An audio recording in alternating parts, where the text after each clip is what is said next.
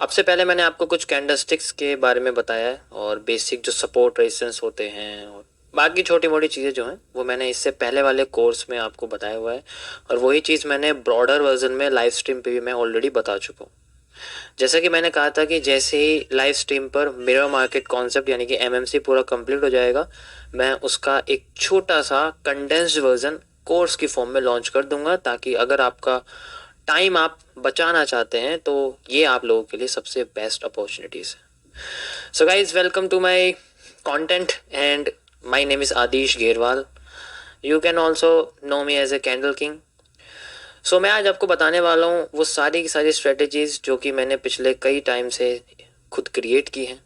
And in सारी strategies को मैंने बेसिकली मार्केट के एनालिसिस के लिए यूज़ किया है और मैंने इन सबको एक कॉन्सेप्ट्स के अंदर बांटा हुआ है, जो सारी चीज़ें मिलके एमएमसी के अंदर आती हैं। So MMC stand for mirror market concept and I am the creator of it.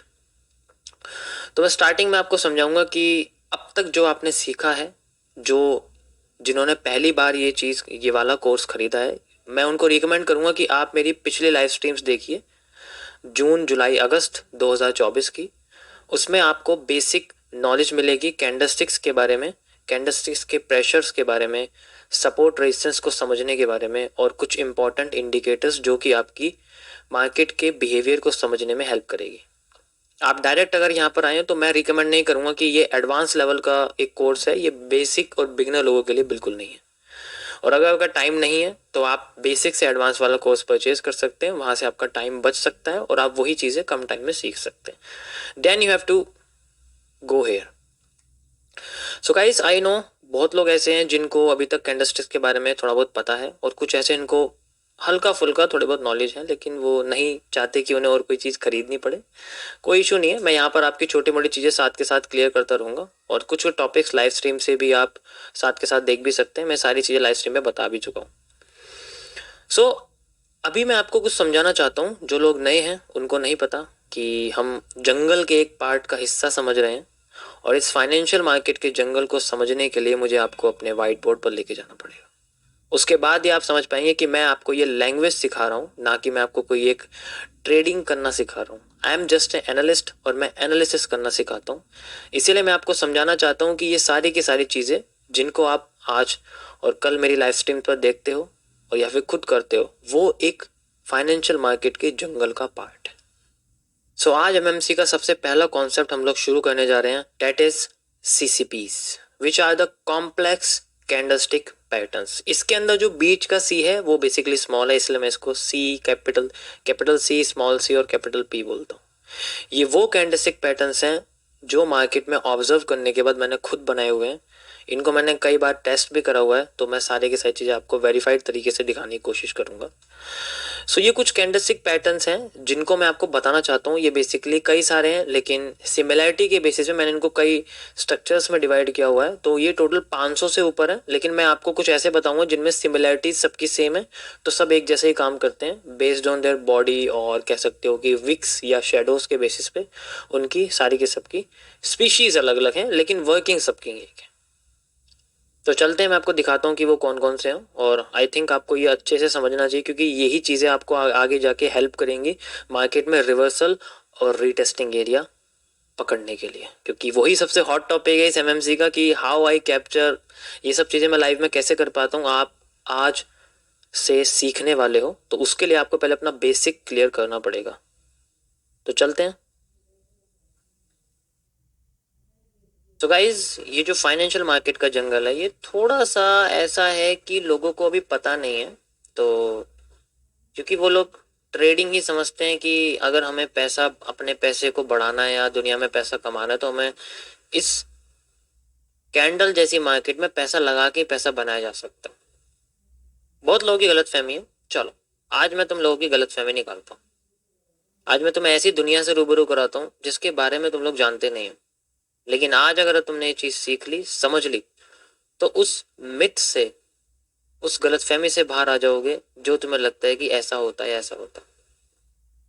एक ग्लोबल क्या होता है और एक होम क्या होता है, वो मैं आपको आज समझाना चाहता हूँ।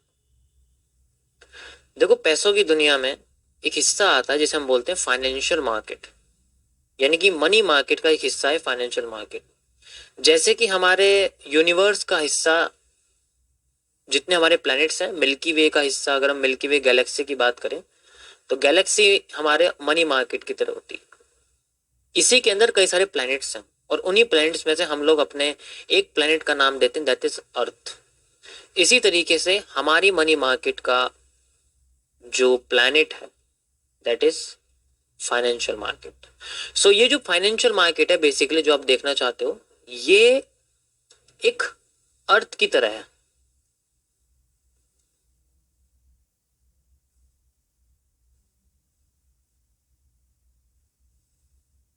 It is like a earth. Money market Galaxy का ये एक पार्ट है। अब जैसे हमारी अर्थ के अंदर बेसिकली क्या है, कॉन्टिनेंट्स हैं, Asia, Africa, America, Europe, Australia, ऐसे कई सारे हमारे यहाँ कॉन्टिनेंट्स हैं। इसी तरीके से हमारी फाइनेंशियल मार्केट के अंदर भी कॉन्टिनेंट्स हैं।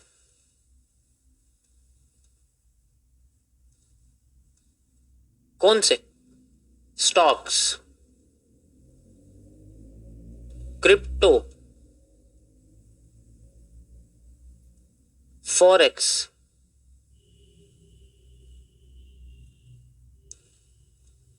Commodity,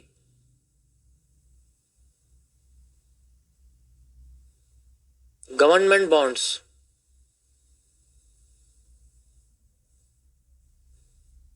ETFs. तो ये सारे के सारे हमारे कॉन्टिनेंट्स हैं फाइनेंशियल मार्केट के। अब अर्थ में जो कॉन्टिनेंट्स हैं इनमें सबसे बड़ा कॉन्टिनेंट कौन सा है? एशिया। इसी तरीके से हमारी फाइनेंशियल मार्केट का जो कॉन्टिनेंट है वो सबसे बड़ा है फॉरेक्स। क्यों? क्योंकि इसका जो ट्रेडिंग वॉल्यूम है वो सबसे ज्यादा है, यानी कि सबसे ज्यादा फ्लोटेशन पैसे का इसके अंदर होता है, ट्रेडिंग वॉल्यूम इसके सबसे ज्यादा। अब बात आती है कि ये जो फॉरेक्स है ये भी एक कॉन्टिनेंट की तरह काम करता है। अब हमारे अर्थ पे जो कॉन्टिनेंट है जैसे कि एशिया है, अफ्रीका है, ठीक है, अमेरिका है, इन सब के अंदर कंट्रीज हैं। जैसे हमारी एशिया के अंदर कंट्री हो गई रशिया सबसे बड़ी, इंडिया, ओके। इसी तरीके से चाइना, जापान, जितने भी ये सारी की सारी चीजें ये सारे एशिया के अंदर आती है। इसी तरीके से इन हमारी फाइनेंशियल मार्केट के जो कॉन्टिनेंट्स हैं, स्टॉक, क्रिप्टो, फॉरेक्स, कमोडिटी, इनके अंदर भी कंट्रीज आती हैं। जैसे किसी स्टॉक के कंपनी का एक हिस्सा, जैसे निफ्टी 50, इसके अंदर क्या है, 50 कंपनियां हैं। जैसे किसी और देश का, जैसे एनवीडिया, एप्पल, ये सारी की सारी क्या है, कंट्रीज आप मान सकते हो इनको। अब उसके बाद आते हैं क्रिप्टो। क्रिप्टो जो हमारी कंट्री है, कॉन्टिनेंट है, इसके अंदर कौन कौन से हैं? जैसे कि क्रिप्टो की spot market, like BTC, USD, like ETH, Ethereum USD, bitcoin USD, ऐसे कई सारी, ये सारी के सारे क्या है, कंट्रीज हैं। इसी तरीके से क्रिप्टो की दूसरी country, non fungible token market, NFT market, ऐसे ही कई सारी। इसी तरीके से फॉरेक्स के अंदर country, euro, USD, GBP, JPY. इसी तरीके से फॉरेक्स के प्रॉप फर्म्स। कॉमोडिटी की कंट्रीज कौन कौन सी होती हैं? Gold, silver, platinum, copper, crude oil, US oil, ये जितने भी क्या है ये कंट्रीज। ऐसी गवर्नमेंट बॉन्ड्स की होती, हर देश के गवर्नमेंट बॉन्ड्स की अलग होती है, उनके अपने अलग बॉन्ड्स होते हैं। वो पब्लिक में बिकने के लिए नहीं आते, आगे फ्यूचर में अगर आते हैं तो वो अलग बात है, लेकिन आप समझ सकते हो कि इनके अंदर भी ऐसे हिस्से होते हैं, ट्रेडेबल होते हैं, लेकिन उन्हें कोई रिटेलर नहीं खरीद सकता, ऐसे ईटीएफ्स होते हैं। तो ये एक कंट्री होगी। अब हमारे अर्थ के जो कॉन्टिनेंट्स हैं और इसी कॉन्टिनेंट्स के अंदर जो कंट्रीज हैं, इंडिया, रशिया, अमेरिका, इन सब के अंदर एक लैंग्वेज बोली जाती है। और वो जो लैंग्वेज है वो बेसिकली होती है जैसे अमेरिका में इंग्लिश बोलते हैं, ठीक है, इंडिया में हिंदी बोलते हैं, रशिया में रशियन बोलते हैं, इसी तरीके से हमारी फाइनेंशियल मार्केट के अंदर भी एक लैंग्वेज बोली जाती है, और ये एक नहीं होती, ये कई सारी होती है। And the languages are line, bars, candles, step line, volume footprint,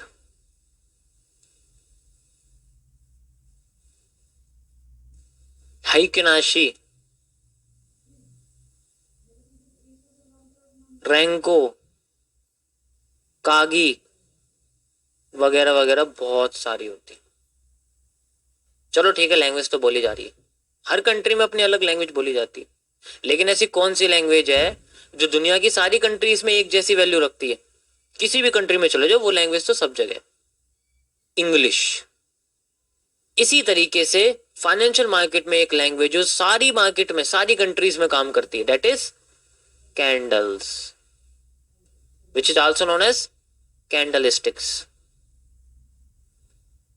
तो ये लैंग्वेज हमारी सारी मार्केट में काम करती है, दिस इज ए लैंग्वेज। अब ये इंग्लिश की तरह है, यानी कि इसके अंदर अल्फाबेट्स भी हैं। इंग्लिश में अल्फाबेट्स कैसे कैसे होते हैं, जैसे ए बी सी डी, इसी तरीके से इसके अंदर भी अल्फाबेट्स होते हैं। जैसे single alphabet A B C D वाले, तो यहां इसको हम लोग बोलते हैं 1 CP, 1 candlestick pattern, hammer, hanging man, dojis, these are the alphabets. इन अल्फाबेट्स से मिलके वर्ड्स बनते हैं, जिन्हें हम लोग 2 CP, 3 CP या फिर 4 CP बोलते हैं, यानी कि 2, 3, 4 कैंडलस्टिक पैटर्न्स। जैसे कि बुलिश एनगल्फिंग, बियरिश एनगल्फिंग,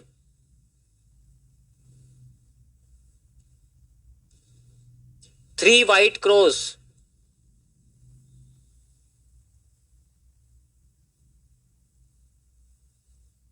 या 3 वाइट सोल्जर्स कह सकते हो, 3 वाइट क्रॉस करो, कोई दिक्कत नहीं है, तो 3 ही, ठीक है। 3 black crows, morning star, evening star, these are the words of this. और इन्हीं वर्ड्स से मिलके सेंटेंसेस बनते हैं, जिन्हें हम लोग चार्ट पैटर्न्स कहते हैं। बेसिकली इनके अंदर क्या होता है कि ज्यादा फोर्स, यानी कि चार्ट से ज्यादा कैंडलस्टिक पैटर्न कंबाइन हो जाते हैं, तो वो चार्ट पैटर्न बनाती है। सेंटेंसेस बनते हैं, जैसे हम लोग क्या बोलते हैं, I am doing, you are working. इसी तरीके से यहां पर pennants, wedges, head and shoulders, ये सारे के सारे अल्फाबेट्स। अब हमें पता तो लग गया ये एक लैंग्वेज है, कि कैंडलस्टिक एक लैंग्वेज है, ये कोई अलग सी कोई दुनिया नहीं है, हमें इसे समझना पड़ेगा तो लैंग्वेज के समय। अब यहां पर ये सारी की सारी कंट्रीज में काम करती है, इसका मतलब कुछ भी हो जाए, स्टॉक हो या फिर क्रिप्टो हो, ETF हो या गवर्नमेंट बॉन्ड्स हो, सबके चार्ट पे हमें कैंडल दिखती है। अब इनमें साइज का बहुत फर्क होता है। अब इन अल्फाबेट्स को अगर हम लोग अर्थ पर हैं, कॉन्टिनेंट हैं, कंट्रीज हैं, तो लोग भी होंगे। अब जब लोग हैं तो उनकी उम्र भी होगी, कोई छोटा है कोई बड़ा है। इसी तरीके से अगर कोई 5 साल का बच्चा हैमर बोलेगा, तो वो हैमर हम लिखेंगे, लेकिन अपनी फाइनेंशियल मार्केट पे हमें उसे शो करना पड़ता है बाय ए स्ट्रक्चर। अगर हम कैंडल्स का यूज कर रहे हैं तो हम लोग उसको बोलेंगे इस तरीके से, हैमर। अब ये 5 साल का बच्चा अगर हैमर बोलेगा तो उसकी आवाज में क्या होगा, थोड़ा बहुत छोटापन होगा, हैमर, ऐसे बच्चा प्यारा सा बोलेगा, हैमर हैमर करके ऐसे बोलेगा। तो इसका मतलब ये हैमर बहुत छोटा है। छोटा है इसका मतलब इसका टाइम फ्रेम कम है, इसका मतलब ये 5 मिनट का टाइम फ्रेम है। तो एजेस डिपेंड करती हैं स्ट्रक्चर्स के टाइम फ्रेम पर, लैंग्वेज के टाइम फ्रेम पर। उसी वर्ड को अगर एक 30 साल का आदमी बोलेगा सेम हैमर है, दिखने में भी सेम है, लेकिन अगर इसी वर्ड को वो बोलता है तो उसकी वैल्यू ज्यादा रखी जाएगी, उसकी आवाज में थोड़ा भारीपन भी होगा। हैमर, हैमर ऐसे बोलेगा वो। इसका मतलब इस हैमर का साइज बड़ा है, इसलिए इसको 30 मिनट्स के टाइम फ्रेम बोलते हैं हम लोग। इसी तरीके से वगैरह वगैरह करके बड़े होते चले जाते हैं। दिखने में वो हैमर ही होता है, बस उसका टाइम चेंज हो जाता है due to its time frame, उसके साइज के हिसाब से।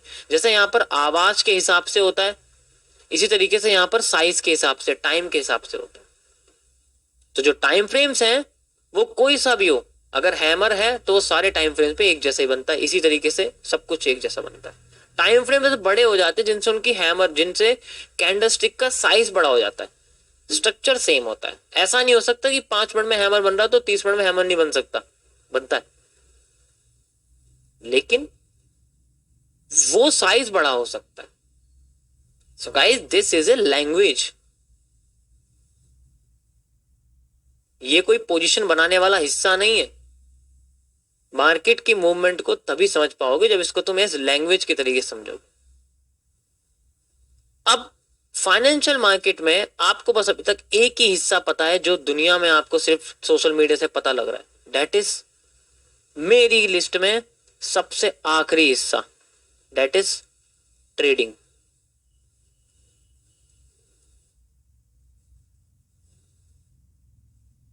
ट्रेडिंग को करवाया जाता है सोशल मीडिया पे, ट्रेडिंग को करवाया जाता है, करने वाला तुम्हें कोई नहीं मिलेगा। हाँ, प्रॉफिट में स्प्लिट करने वाले सब दिख जाएंगे, फोन लिया ऊपर से स्क्रॉल करके दिखा दिया प्रॉफिट, हम तो प्रॉफिट कर रहे हैं, हम तो ट्रेडिंग कर रहे हैं, तुम्हें बताते हैं।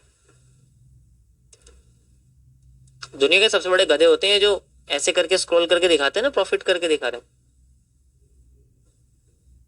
किसको क्या पता वो अकाउंट रियल है या नहीं है, किसको क्या पता वो पैसा ट्रेडिंग से ही बनाया है, या फिर वो एक ही ट्रेड है जो जिंदगी में उनकी प्रॉफिट करते हैं और उसी को बार बार स्क्रॉल करते रहते हैं। तो फाइनेंशियल मार्केट में एक पार्ट है ट्रेडिंग, जो सिर्फ एक जुए की तरह यूज करते हैं लोग। इसकी नॉलेज लेना इतना आसान नहीं है, इसे करने के लिए इंसान को लैंग्वेज समझनी पड़ती है। तो ये सबसे आखिरी चीज है। इस चीज में मेक मनी विद मनी वाला कॉन्सेप्ट यूज होता है। अगर पैसा है तो बनेगा, अगर पैसा नहीं है तो सोशल मीडिया से बनेगा, दूसरों का पागल बना बना के बनेगा कि मैं ट्रेडिंग करता हूं और तुम्हें भी सिखा देता हूं, मेरा ये खरीद लो, मेरा वो खरीद लो। ऐसे कर करके पैसा बनेगा। मैं ट्रेडर नहीं हूं, I am a chart analyst, जो कि मेरी फाइनेंशियल मार्केट में दूसरी पोजीशन पर आता है, ए एनालिस्ट। एंड ये वो लोग होते हैं जिन्हें मार्केट का ए टू जेड पता होता है। They only use to analyse the market, not to take buy और sell. They do not trade in market, ये ट्रेड नहीं करते हैं। They only give analysis and sell them to big institutionals या फिर इंडिविजुअल इकलौते इन्वेस्टर्स को ये लोग बाय पर्सनली करते हैं। इन्वेस्टर जो भी होते हैं उनको अपने एनालिसिस सेल करते हैं और वहां से अच्छा खासा पैसा बनाते हैं। ये उनको बाय सेल नहीं देते, ये बस एक स्ट्रक्चर क्रिएट करके देते हैं market. And I M analyst, मेरा ये काम है। मैंने कई बार लाइव स्ट्रीम में बताया भी है। ये भी है, ऐसा नहीं है ये भी नहीं है, ये भी मैं तुम्हारे सामने कभी कभी करता रहता हूँ। वैसा नहीं है कि मैं बिल्कुल नहीं करता, कभी कभी करता, लेकिन ये कोई इनकम सोर्स नहीं है। ये तो बस एक पार्ट है इसका कि मैं अपने एनालिस्ट को यूज करता हूं कभी कभी ट्रेड करने के लिए। ठीक है, चौथा, अब बोलोगे चौथा कैसे हो गया, ये तो तीसरा होना चाहिए था, क्योंकि चौथा तो एनालिस्ट ट्रेडिंग कर ही रहा है ना, तो चौथा तो वो तीसरा तो बन ही गया। वो डेवलपर्स, डेवलपर्स वो होते हैं जो इन चार्ट की दुनिया में कमी को ढूंढ के उसको पूरी कर। इसके लिए एक कोडर भी बनना पड़ता है, कोडिंग भी आनी चाहिए, इसे मार्केट के एनालिसिस भी आनी चाहिए, सब कुछ पता होना चाहिए इस बंदे को। They make money with their skill. ये वो मैं तुम्हें वो रास्ते बता रहा हूँ जिनमें पैसा नहीं होता, जिनमें सिर्फ स्किल यूज की जाती है पैसा बनाने। ये भी फाइनेंशियल मार्केट का हिस्सा है एक, जिसे बैंक डेवलपर्स होते हैं, बैंकर्स होते हैं, ये सारे इसी में आते हैं। Next, brokers. ये भी दूसरों का पैसा लगाते हैं। ब्रोकर जैसे कि जीरोधा, धन, ये तो क्रिप्टो ब्रोकर हो गए। ऐसी फॉरेक्स ब्रोकर हो गया, एक्सएनएस हो गया, ओक्टा एफएक्स जो बने पड़े हैं इतने सारे, ये सारे फॉरेक्स ब्रोकर, ये कभी ट्रेड नहीं करते। ये दूसरों का पैसा यूज करते हैं और दूसरों से ट्रेड करवाते हैं, बीच का कमीशन खाते हैं। तो इनका सारा हिस्सा कमीशन से आता है, तगड़ा वाला कमीशन इन्हें मिलता है और उससे इनका धंधा चलता है। ये कभी ट्रेड नहीं करते, ये फावड़ा की तरह काम करते हैं। नेक्स्ट, कंसल्टेंसी फर्म्स, ये ट्रेड करते हैं, लेकिन ये ट्रेड करते तो हैं, लेकिन ये पैसा अपना यूज नहीं करते। ये पैसा यूज करते हैं इन्वेस्टर्स का, उन्हें अपनी बैलेंस शीट दिखा के, उन्हें अपनी हिस्ट्री दिखा के, और एनालिसिस लेते हैं एनालिस्ट से। बाय सेल नहीं लेते उनसे, उनसे स्ट्रक्चर लेते हैं, सिर्फ स्ट्रक्चर बाय करते हैं, वो उन्हें पैसा देते हैं, प्रॉफिट होने के बाद इन्वेस्टर को जाता है और अपना इनका मार्जिन निकलता है। This is the. अब अगर broker, consultancy firm, developer, analyst या फिर ट्रेडिंग में से कोई भी बंदा घपलेबाजी करता है तो उसके लिए एक और अपॉर्चुनिटी है, डेट इज क्राइम इन्वेस्टिगेशन। ये थोड़ा सा गवर्नमेंट से रिलेटेड है, लेकिन इसमें भी स्कोप है, इसमें भी स्कोप है। कैसे?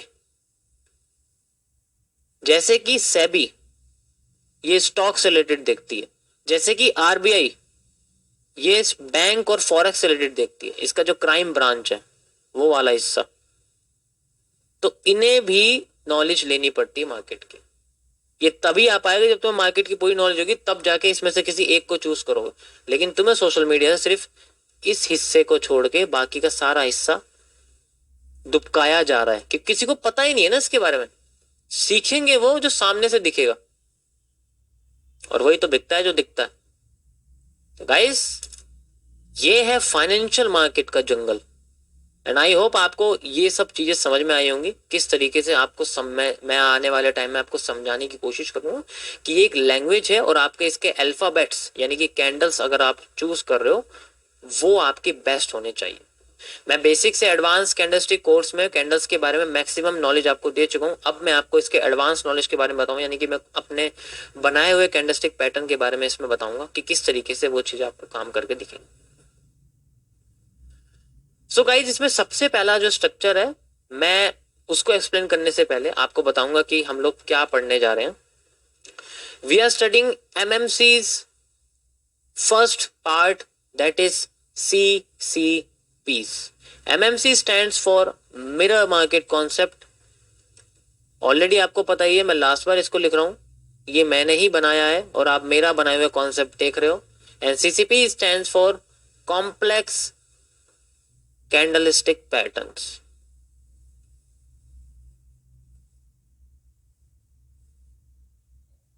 Got it? Got it. So यहां पर मैं आपको 500 से ज्यादा कैंडलस्टिक पैटर्न्स के बारे में बताऊंगा, लेकिन इसमें से 70% जो है वो सिमिलर है, यानी कि एक यूज होगा तो उसके जैसे 7 होते हैं, ऐसा होता है। तो मैं स्टार्ट करने जा रहा हूं गाइस। सबसे पहले आपको समझाऊंगा मैं हैमर्स के बारे में कि हैमर्स क्या होते हैं। आज मैं हैमर और हैंगिंग मैन आपको समझाऊंगा और फिर उसके बाद मैं आपको दूसरे वाले बताता हूं। तो सबसे पहले आपके सामने आते हैं हैमर्स। ये जो हैमर होते हैं ना, ये जनरली आपको सबको पता है क्योंकि हम एडवांस लेवल पे, बेसिक तरीके से मैं सॉल्व नहीं करूंगा। तो ये हैमर डिपेंड करता है, हैमर किस तरीके से काम करेगा, इसकी कई सारी चीजें होती हैं। हैमर की एक्यूरेसी डिपेंड करती है उसकी लोकेशन के ऊपर, कि क्या वो किसी ब्रेकआउट पर है या फिर वो किसी ब्रेकडाउन पर है।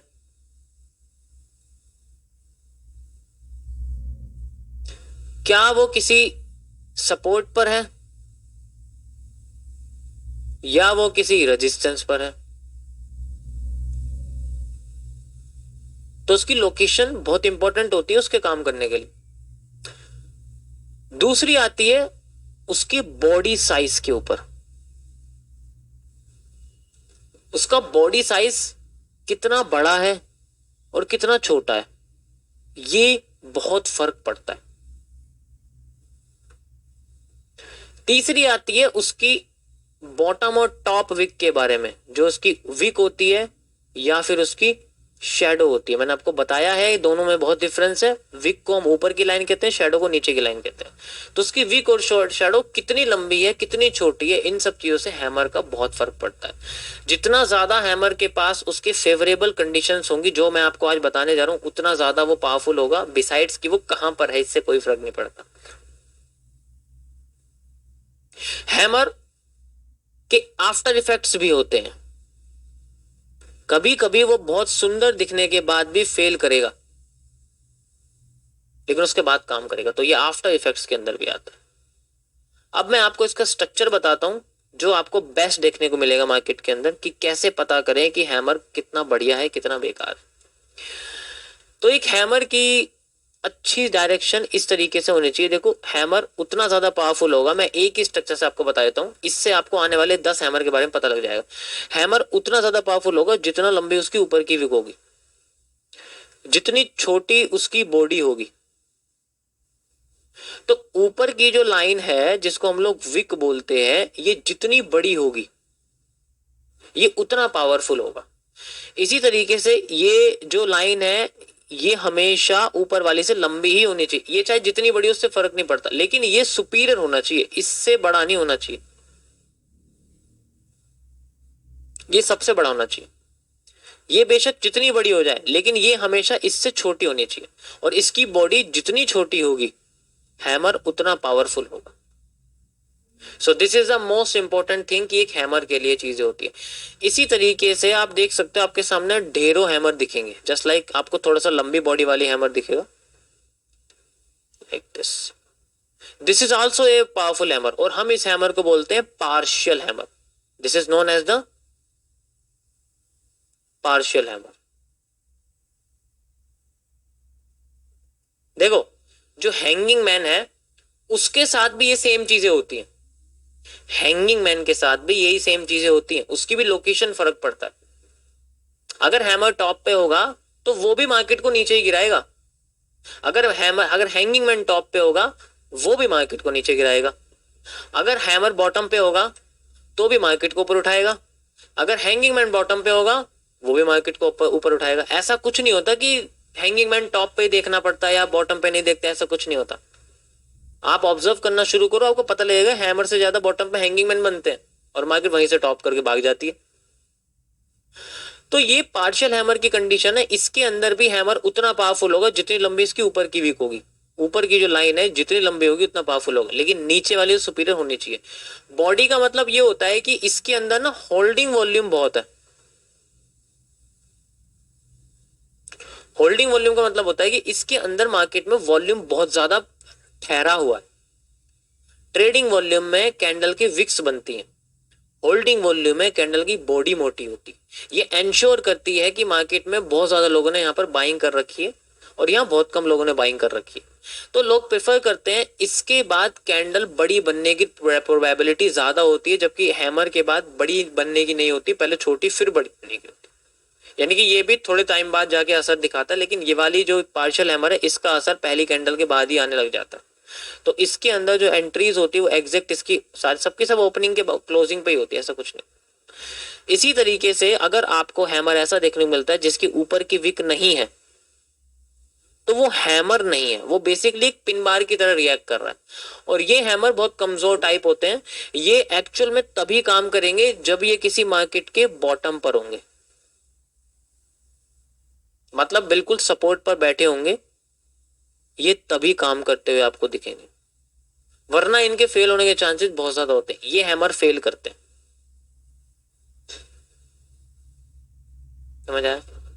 So this is the hammer psychology. और आपको याद रखना ये सारी की सारी चीजें इसके अंदर होनी चाहिए जो मैंने आपको बताया, breakout, break down, resistance, support.